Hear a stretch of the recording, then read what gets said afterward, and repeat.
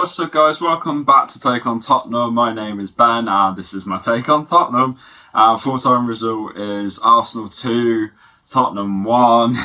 Oh god, this was a bad game. I think even if Spurs had nicked something towards the end of that game, which they very well nearly did, it probably wouldn't have stopped the rant that's going to happen in this video. It was a really bad game. It was a really bad game. I'm not making any excuses either. I thought Arsenal were excellent. I've sort of seen them in the last couple of matches. Some matches they look really good. I watched the Leicester game. I thought they looked really good in that. But I think, especially with Spurs, you know, and the run of form that they were on, would have definitely felt that winning this game, you know, was definitely a possibility. And the way they performed, the individual performances, the mistakes, very concerning.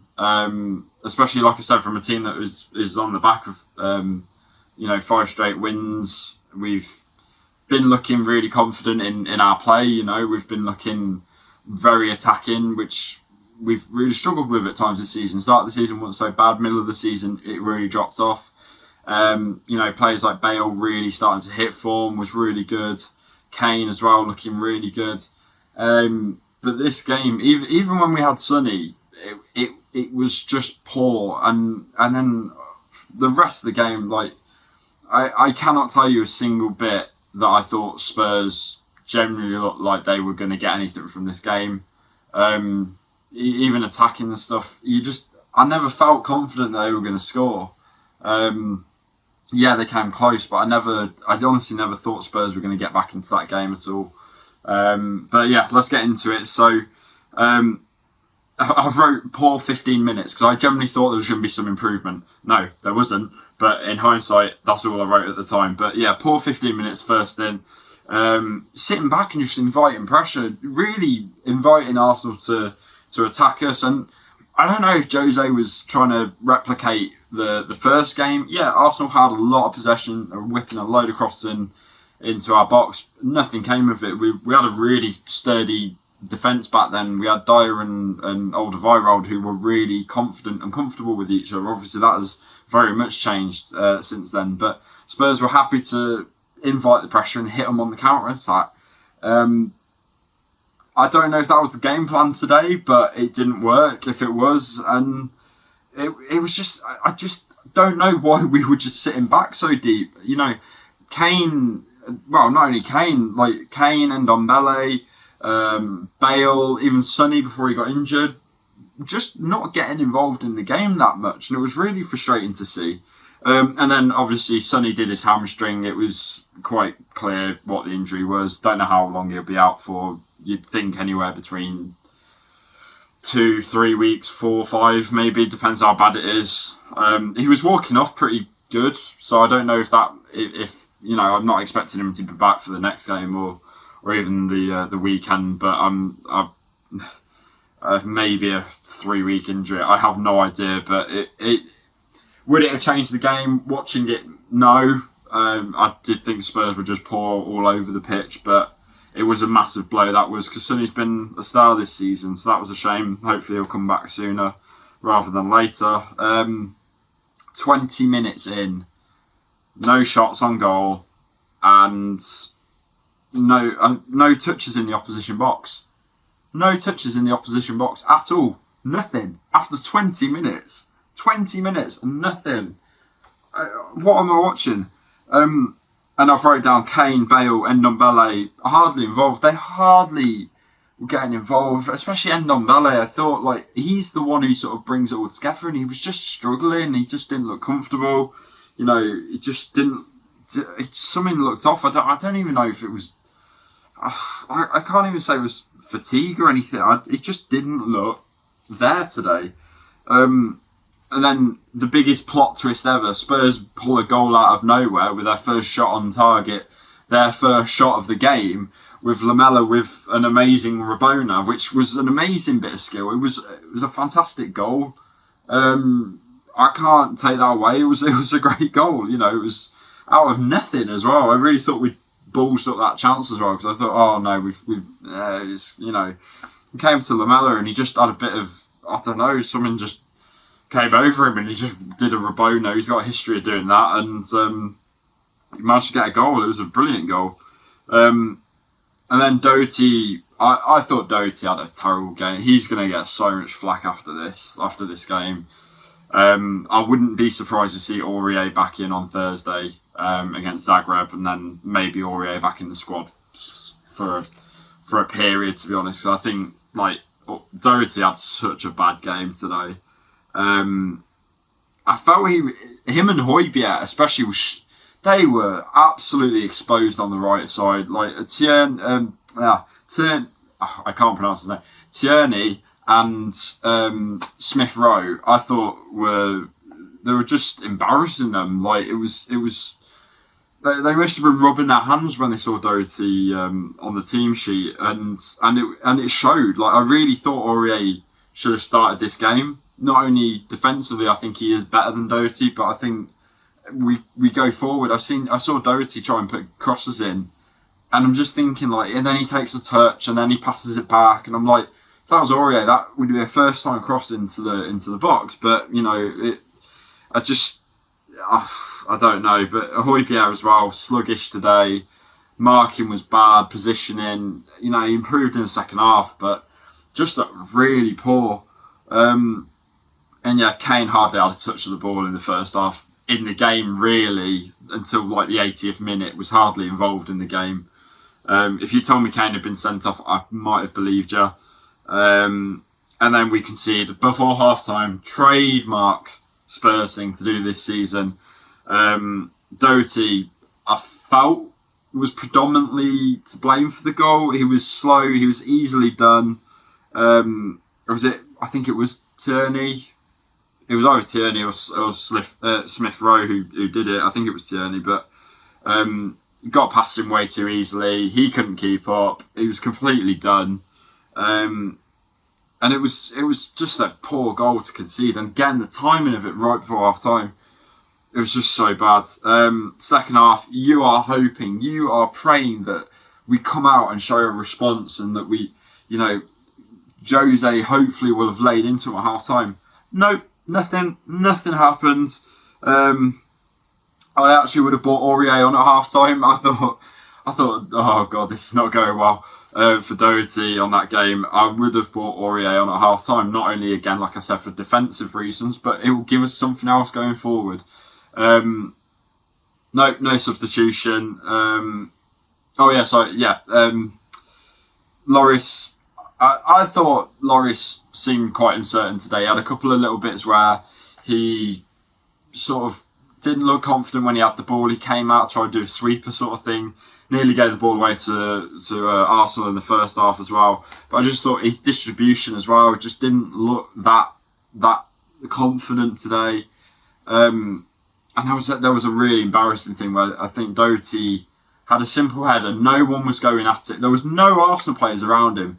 Ball went back to Doherty and he went to header it back to Lloris. And he just put it out for a corner for Arsenal. I know it was like, it's just, he's low on confidence, but I don't know, it was just bad. It was just really bad to watch. Because it was such a simple header. Like I said, there was no pressure and he still messed it up. And then the substitution, this is where I actually wrote, substitution, we are throwing the game away. Sissoko for Bale. I have no idea what that substitution was about. I understand Jose maybe trying to solidify things. Look, Arsenal were threatening. You know, they looked like they were going to score every time they went forward. But Sissoko for Bale was one that I did not understand. I was just like, look, Bale had not been in the game much as Kane, as much as Ndombele, but every time I see Sissoko come on, it's usually when we're in the lead and we're settling to sit back and hold on to that lead, or if we're settling for a draw. Now, granted, we were 1-1 at that point, but this was quite early on in the second half. And Bale looked confused why he came off. I looked confused when he came off. Most of the Spurs fan base probably looked confused when he came off. Look, I know he had quite a game, but there's a lot of players on that pitch that did as well. And you've got an informed Gareth Bale on that pitch. You've still got a chance to score. Sissoko, we know, doesn't predominantly score goals. He's great in the first 2/3 of the pitch. That last third, you don't want him anywhere near shooting anything because it won't be going near the goal. So that was confusing. And I wrote down, we're throwing the game because that was a very defeatist substitution. And I do blame Jose for that. I thought that was a poor sub, especially like I said, when you've got a Vinicius on the bench as well. That could have caused issues. Like I said, you got Aurier as well. I just thought that substitution was the wrong one. And Sissoko didn't make a difference. Nothing against him, but he didn't make a difference to that game at all. And then we conceded a penalty. It was a bit of a bizarre one, and I initially thought of jumping straight down on the Davinson Sanchez bandwagon of he's terrible, because I've done that before. I thought Sanchez had a good game up until that point. I thought he was solid with Alderweireld. I thought they were quite solid for the majority of the game. The penalty, having looked back at it, it's unfortunate. I think it is a penalty. I can't deny that. I think it's unfortunate for Sanchez. It's going to look clumsy. He does have a mistake in him once a game, but it's more unfortunate because any other time Lacazette would probably smash that into the goal, and he's absolutely sliced it. And I feel like the tackle that Sanchez was making, if Lacazette had gone and smashed that towards the goal, would have won the ball. But because Lacazette sliced the ball completely unnaturally and weirdly, Sanchez has just gone. It looks weird because it looks like Sanchez has just took him unnecessarily, where he can't see that the ball's actually spun off. So I think it's unfortunate. It is clumsy. He was the last man sort of thing. It is a clumsy tackle, but I do feel he's a bit unfortunate. So I'm not going to go at him too much on that one. It was just a bit embarrassing, really, but it is what it is. And at 70 minutes, I said, and I quote, Lamela's going to get himself sent off because he had a yellow card and he was flying into tackles still. And I said at 70 minutes, Lamela will get sent off. 75 minutes, Lamela gets sent off. It was again, another clumsy. It was a stupid thing. He's put his arm up. I mean, you can have your opinions on it, but as soon as you do that, you're going to, we all know how it would have gone, and it did. So I've got no sympathy for Lamela. I can't say it was a bad decision. It was just what it was. Lucas, man of the match performance, if there is one. I mean, didn't take much because not many stood out for me, but Lucas was fantastic today. The one shining light, I have to say. I thought he was brilliant, running at the defence, winning free kicks late on, not giving up. And I thought he was easily the best player on the pitch today. And I've got to give him some plaudits as well for, playing well despite the position change, because he had to change because Lamela came on and then Sonny went off and they were moving him about. But Lucas looked fantastic today, and he starts in the next Prem game for me easily, straight away on the team sheet. Fantastic. Dele came on, tried his best to do stuff, but just didn't really make too much difference.